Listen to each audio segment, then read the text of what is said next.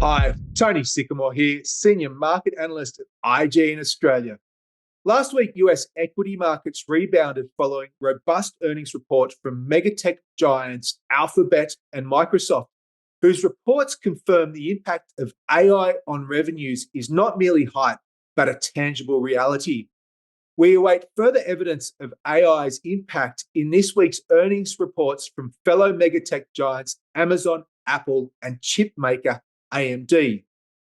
Ahead of Thursday's FOMC meeting, the Fed's preferred measure of inflation, the core PCE price indicator, rose by 0.3% month on month on Friday night, taking the year or annualized rate up to 2.8%, which is where it was the previous month.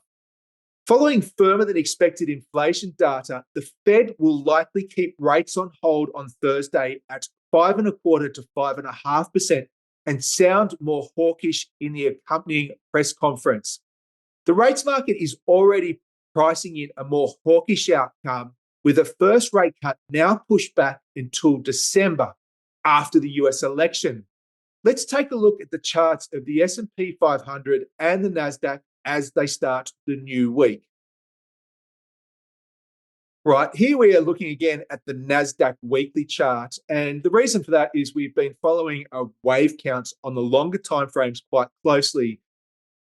In an Elliott wave theory, we're seeing a 5-wave advance, which usually then leads to a pullback. And we had highlighted the 7 weeks of flattening out of the uptrend in the NASDAQ and said that if the NASDAQ were to break below March lows coming in around 17,750-ish, it should see the pullback deepen towards 17,000. And that's exactly where it got to the week before last. Now, what you have seen last week was this rebound, which has taken it back up above 17,700. And for me, when I'm looking at this rebound, I see it as the second wave or wave B of a 3-wave correction. What I'm looking for this week is some signs of topping around this area here. It is potentially a situation where we'll see some overshoot because of the earnings reports that are coming out, because of FOMC, because of non-farm payrolls. So while I'm allowing for a little bit of overshoot, but this is the area where I'd be looking for signs of topping before another leg lower for wave C. Signs of basing here, I think, would be a wonderful setup for a long opportunity. So let's wait and see how this potential up then down plays out in the NASDAQ.